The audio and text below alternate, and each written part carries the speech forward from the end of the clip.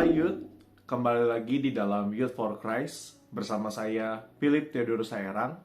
Hari ini firman Tuhan bertemakan mengikuti jejaknya berdasarkan Mazmur 17 ayat yang ke-1 sampai ke-7 dan ayat 15.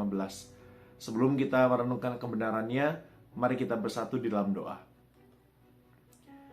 Ya Tuhan, kami bersyukur untuk setiap pemeliharaan dan kesetiaan Tuhan yang boleh kami terima sepanjang hari.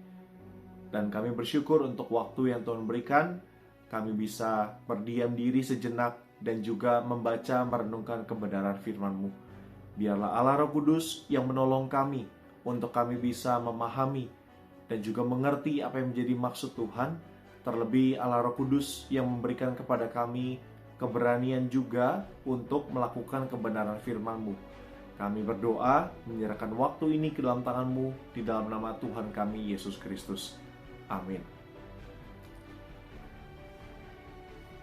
Mazmur pasal 17 ayat 1 sampai 7 dan ayat 15. Langkahku tetap mengikuti jejakmu, kakiku tidak goyah.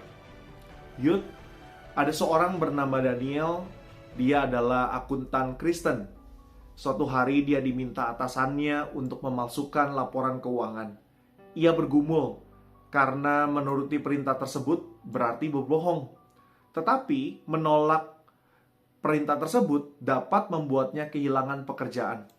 Daniel akhirnya memilih taat kepada Tuhan dan menolak perintah itu. Akibatnya, ia harus dipecat. Namun skandal keuangan perusahaan tersebut akhirnya terbongkar dan banyak pegawai yang terlibat.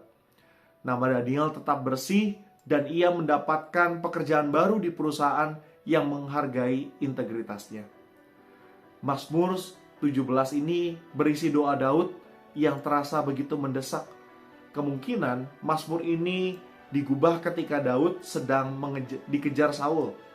Daud memulai Mazmur ini dengan permohonan yang sungguh-sungguh untuk pembebasan serta pengakuan bahwa ia tidak bersalah. Ia menunjukkan bahwa dirinya sungguh-sungguh dan konsisten mengikuti Allah, baik dalam tindakan maupun dalam pikiran batinnya. Baginya, ia telah konsisten hidup seturut kehendak Allah. Dengan menggunakan simbol-simbol umum seperti jalan setapak yang dilalui seseorang dan meninggalkan jejak, Daud menegaskan ketaatannya kepada kehendak Allah. Meskipun Daud berada dalam masa-masa krisis karena pergumulan dan penderitaan, ia tidak pernah menyimpang dari jalan Tuhan. Youth, mengikuti jejak Tuhan Yesus adalah tanda orang percaya yang setia.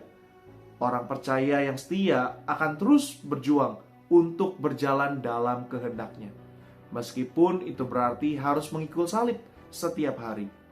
Kesetiaan tidak diukur dari seberapa banyak aktivitas rohani yang dilakukan, melainkan dari hati yang terus melekat kepada Kristus dalam segala keadaan. Dua pertanyaan yang kiranya dapat menjadi perenungan kita. Bagaimana gambaran kesetiaan Daud kepada Allah? Lalu yang kedua, apa tantangan yang paling sulit dihadapi ketika kita ingin setia kepada Allah? Mari kita bersatu di dalam doa. Ya Tuhan, kami bersyukur untuk firman yang boleh kami renungkan bersama-sama. Kami kembali diingatkan tentang sebuah keteguhan hati untuk berjalan di dalam kebenaran. Kami menyadari ada waktu-waktu di mana kami sering berkompromi, dan bahkan di tengah situasi keadaan yang seringkali menantang untuk kami bergeser ataupun berpaling dari Tuhan. Namun kiranya Tuhanlah yang boleh menjadi kekuatan bagi kami untuk bisa melangkah di dalam kebenaran-Mu. Biarlah melalui hidup kami ada orang-orang yang melihat sebuah integritas yang sejati karena kami meneladani apa yang Kristus juga telah lakukan. Terima kasih Tuhan, kami berdoa bersyukur di dalam nama Tuhan kami Yesus Kristus. Amin. Terima kasih sudah mengikuti renungan pada hari ini. Jangan lupa untuk like, subscribe, dan juga share renungan ini kepada teman-teman lainnya. Sampai bertemu di renungan selanjutnya. Tuhan berkati.